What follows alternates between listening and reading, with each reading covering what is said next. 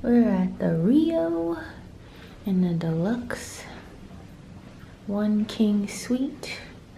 It's the bathroom, bendy, tub. Better than the other side, the classic. That thing is like usually a window. It's weird. So normal. Big closet.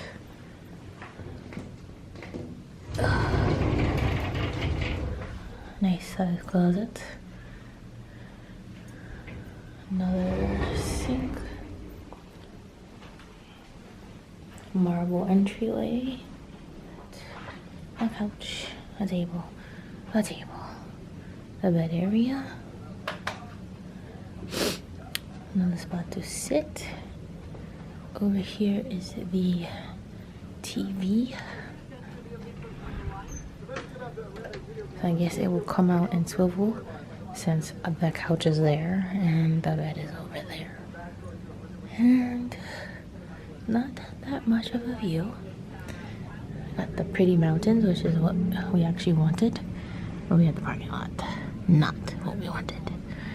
But nice room. Good size. About 550 square feet. We just got in here.